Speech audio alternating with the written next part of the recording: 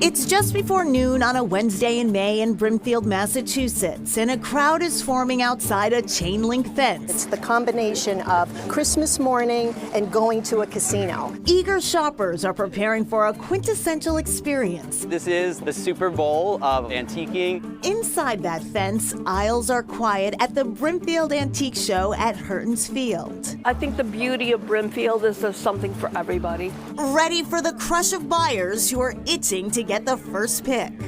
People want the fresh first pick, the best of the best. As the clock turns to noon, owner Clea Ververidis rings the bell, and the Brimfield rush is on.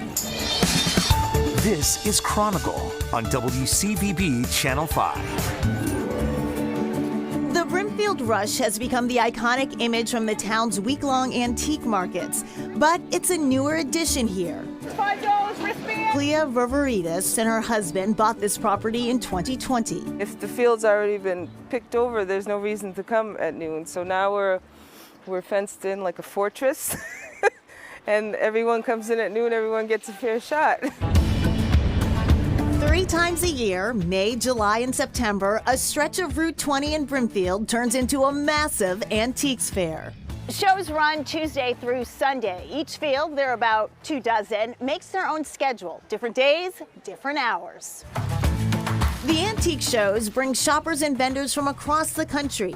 Candace Coney comes from Weatherford, Texas to sell clothing and household textiles. It's 1,850 miles from my house to Brimfield, Massachusetts. She says there's something special about this event that she has made a destination since 1992. This is the place to be if you're a buyer or a seller of anything really good and old. Furniture, rugs, mirrors, baskets and fishing lures, and license plates. Pigs, lions, a monkey? Antique enthusiasts say if you can't find it at Brimfield, it doesn't exist. We didn't think of anything of our toys in the 50s, and they go nuts for them today. I've been here since 1970 and haven't missed a show.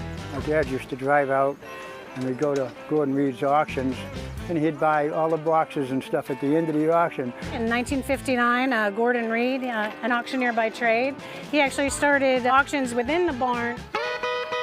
Brimfield didn't always have such an illustrious position in the world of antiques.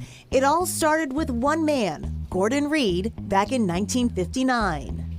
And then it turned into 700 dealers on 36 acres of property and a 2 to 3 year waiting list for new vendors to get on the field. The neighbors then said, you don't have to wait, we could do it too. And now it's turned into a phenomenal 20 field show. Kate and Rusty Corvo own the field where it all began, now called Auction Acres. They bought the property from Reed's daughters in 2017. When Chronicle visited Brimfield in 2009, Judy Matthew and Jill Lakesh told us what their father would have thought of the event's evolution. He'd be thrilled.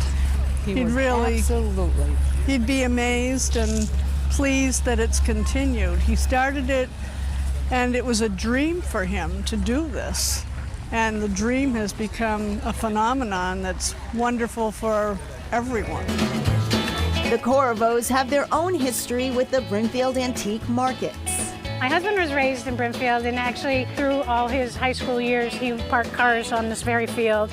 And even when they moved to the other side of the country for his military service, Rusty came back for the shows. He and my sister, they had a food truck, and it was called Grandma's Kitchen, and so they would work the food truck for the weeks of the show. Now they're opening a new chapter on this storied property by adding a winery.